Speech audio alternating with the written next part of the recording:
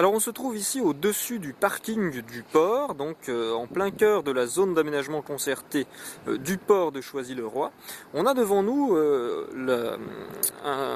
l'un des côtés de la passerelle qui a été aménagé au-dessus des voies du RER et qui permet d'accéder plus facilement à la gare RER-C.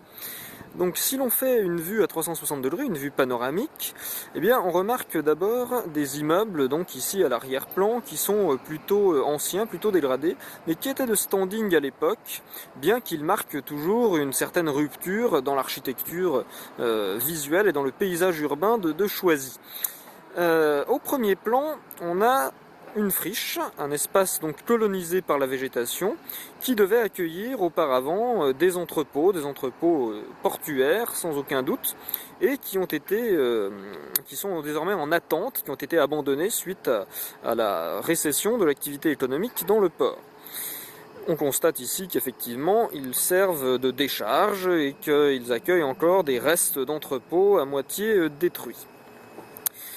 Donc à l'arrière-plan, on a bien évidemment la Seine, avec quelques navires à quai, et l'aspect le plus important, c'est-à-dire le port lui-même, le port sablier de Choisy-le-Roi, avec donc ces grands tas de sable qui vient des sablières de l'amont de la Seine, et qui est donc chargé et déchargé des péniches vers des camions. On en voit un ici au premier plan en bleu. On a donc l'entrée en dessous du parking du port. Si l'on continue notre petite vue panoramique, on remarque l'essentiel de la ZAC, c'est-à-dire les nouveaux logements, les nouveaux immeubles qui ont été construits selon une démarche de respect de certaines normes environnementales et qui sont, on le voit, très très différents des tours que l'on a vus tout à l'heure.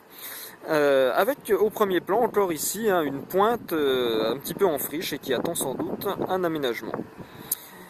Autre aspect, donc au premier plan, on voit un certain nombre de bancs qui, selon la volonté de l'aménageur, sont là pour créer une certaine urbanité, un certain lieu de convivialité, de rencontre, malgré l'absence de cafés ou d'autres lieux de sociabilité. Et ils sont supposés permettre aux gens de se retrouver et de contempler éventuellement l'activité portuaire, ce qui n'est pas forcément extrêmement passionnant, mais c'est du moins l'idée ici derrière cet aménagement. Si l'on continue et l'on termine notre petite visite, on remarque que là on a une sorte de dalle fermée par une palissade pour bien séparer les espaces de différentes fonctions. On s'attendrait à voir par exemple des cafés ou des terrasses, eh bien pas du tout. Pour l'instant nous n'avons qu'un seul élément, qu'un pauvre relais CIC, donc au rez-de-chaussée des immeubles d'habitation.